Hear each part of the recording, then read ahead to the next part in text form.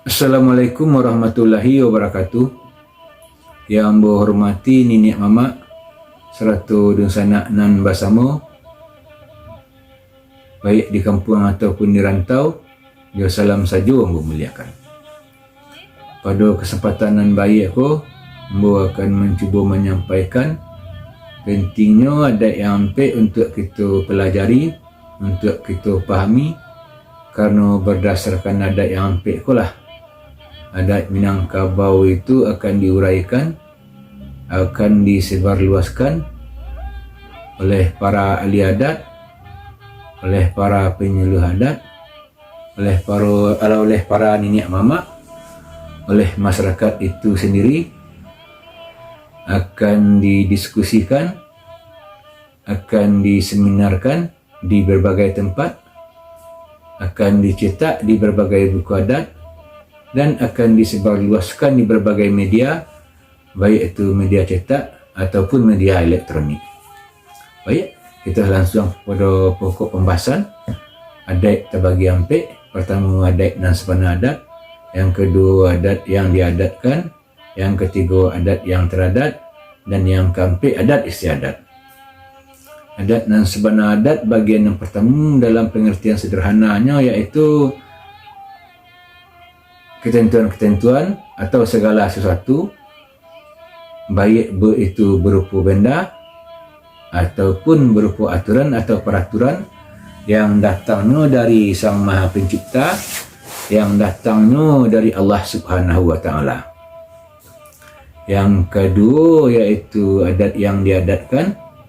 Adat yang diadatkan yaitu ketentuan-ketentuan atau aturan-aturan yang datangnya dari orang-orang yang terdahulu, baik berupa undangan nampik ataupun kata nan nampik.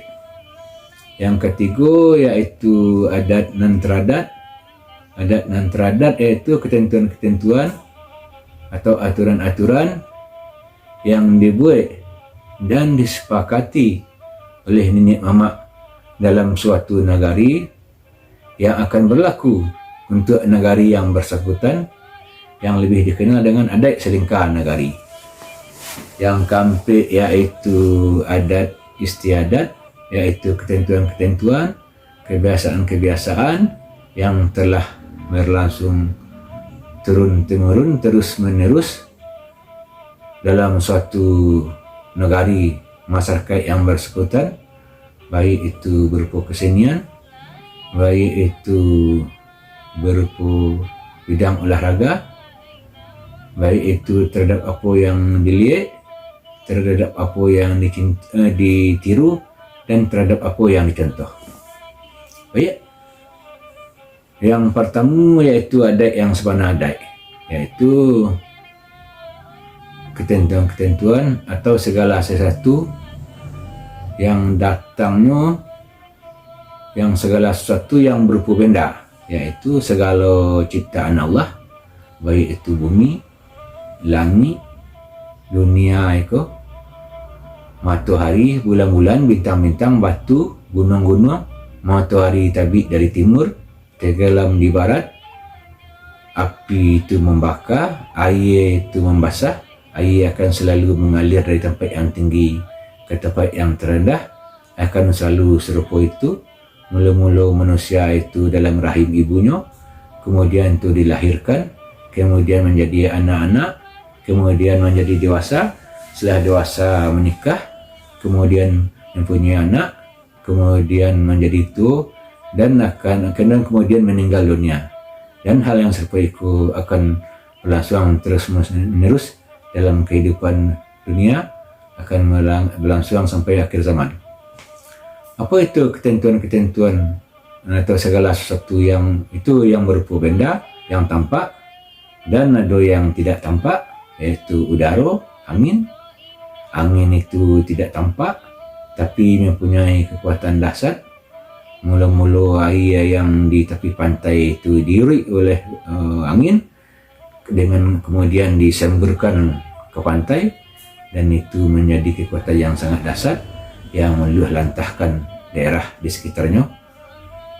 Itu kemudian yaitu ketentuan-ketentuan atau segala sesuatu yang berupa benda yang datang dari Allah, ini ko segala sesuatu atau yang berupa aturan atau peraturan yang merupakan norma hukum tertinggi yang datang dari Allah Subhanahu wa taala.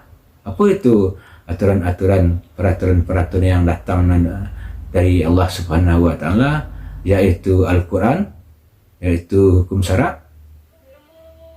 Orang Minangkabau meyakini bahasa ketentuan-ketentuan, aturan-aturan yang tertinggi itu adalah datang dari Allah, yaitu Al-Quran yang merupakan hukum syarak, ajaran Islam. Maka orang Minangkabau melandaskan adanya itu kepada hukum syarak, ajaran agama Islam, dengan yang terkena dengan falsafahnya itu adat basandi syarak basandi kitabullah. Jadi ketentuan-ketentuan atau aturan-aturan yang datang dari Allah itulah yang dijadikan landasan adat oleh orang Minangkabau setelah Islam masuk. Memang sebelumnya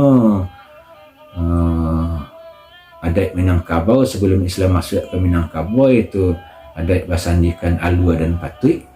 Kemudian setelah Islam masuk ke Minangkabau dengan proses yang sangat panjang, akhirnya ajaran Islam itu diterima oleh orang Minangkabau dan dijadikanlah ajaran Islam itu sebagai landasan adat di Minangkabau dengan ungkapan adat basandi syarak basandi kitabullah. Jadi segala ketentuan-ketentuan adat Minangkabau itu haruslah sesuai dengan agama Islam, dengan ajaran Islam, dengan hukum syarak. Apabila ketentuan-ketentuan adat itu tidak sesuai dengan ajaran agama Islam, dengan hukum syarak, maka adat itu tidak dinyatakan, tidak dipakai dan tidak berlaku. Dengan adat basandi syarak basandi kitabullah itu diwujudkan dengan syarak mengatur adat memakai. Apa itu syarak mengatur adat memakai? Itu segala sesuatu yang telah diatur oleh hukum syarak, oleh Al-Quran itu dilaksanakan oleh adat dan dipakai oleh adat. Contohnya di dalam Al-Quran misalnya dijalihkan seorang pemimpin itu haruslah seorang yang adil. Itu kata syarak. Bah pelaksanaannya di dalam adat Minangkabau, maka kata syarak itu dilaksanakan di adat Minangkabau dengan adat memakai. Bah pelaksanaannya adat memakai, pasal seorang pemimpin haruslah yang adil itu dalam Al-Quran, maka diwujudkan dalam adat Minangkabau, yaitu seorang pemimpin itu haruslah seorang pengulu atau nini mama itu haruslah berjalan lurus bakatu bana menghukum adil. Bahas supaya berjalan lurus bakatu bana menghukum adil itu bisa diwujudkan apabila seorang nini mama atau pengulu itu tiba di mata indak di peciangan, tiba di parui indak di kampihan, indak kunyang kerana kuning, indak lama karena santan, indak runtuh karena gampo, indak tumbang karena limbubu, indak oliang karena ombak, konolah ambil yang lalu. Walau batenggang dina rumi, indaklah bakisah dina bana. Di sinan baru bisa diwujudkan bajalan lurih bakatu bana menghukum adil. Ataupun bagi kita juga dalam kehidupan bermasyarakat, dalam bakorang bakampuang, dalam banegari, baik kita sebagai warga masyarakat, sebagai kita orang yang beriman, maka kita juga haruslah berjalan lurus bakatu bana dalam melaksanakan kehidupan kita sehari-hari. Terus kita kepada adat yang kedua, yaitu adat yang diadatkan, yaitu ketentuan-ketentuan atau aturan-aturan yang datangnya dari orang-orang yang terdahulu, baik itu berupa undang nanampe ataupun kato nanampe. Apa itu orang-orang yang terdahulu? Itu orang-orang yang ada sebelum kita ada. Itu para nenek mama, mungkin orang-orang dahulu, iaitu Nyek Datuk Kata Mangguang, Datuk Perapatian dan Sebatang, dan Nyek Datuk Kata Mangguangan, dan orang-orang yang ada pada masa itu, bahkan orang-orang yang ada sebelum masa itu. Itu beliau-beliau orang-orang yang mengurus dan menyusun adat Minangkabau. Apa itu undang nanampe itu yaitu Undang-Undang Luak dan Rantau, Undang-Undang Nagari, Undang-Undang tentang isi nagari, dan Undang-Undang yang 20. Apa itu kato nanampe, kato pusako, kato mepakai, kato dahulu, dan kato kemudian. Jadi uraian tentang Undang-Undang nanampe tadi dan kato nanampe, dan pengertian adat yang teradat dan adat istiadat. Untuk lebih jalihnya mungkin akan kita uraikan pada kesempatan yang lain. Akan kita uraikan di adat yang empat bagian yang kedua. Mungkin segitu saja dulu dari ambo. Aku pendapat ambo bukanlah pendapat yang merupakan suatu kebenaran mutlak, dan pendapat ambo boleh kita perdebatkan dan boleh kita diskusikan untuk mencari jawapan yang lebih tepat, kerana pendapat ikulah tentu banyak kekurangan. Aku dalam kesempatan terhadap ambo yang menyampaikan, tentu ambo banyak kekurangan, banyak kesalahan, salah dalam kata-kata, salah dalam bersikap, dan salah juga dalam menguraikan, dalam mengartikan tentang adat itu sendiri. Aku pada kesempatan aku nak dijanjang ambo naik, nak ditangguh ambo turun. Tuah pemelu kota Risi, martabat tuanku kota Singguang, tak kira jalan ke pai, tak kira jalan ke pulang, hendak jangan disengaja. Ini ama hendak tak pemuliakan, sanak saudara kurang taharagui, engkau jasimpu hamba meminta, maaf beribu ampun, maaf diminta banyak-banyak, telah diarutkan kadang-kadang kepada kita sama-sama. Sekian saja dari ambo, billahi taufiq wal hidayah. Wassalamualaikum warahmatullahi wabarakatuh.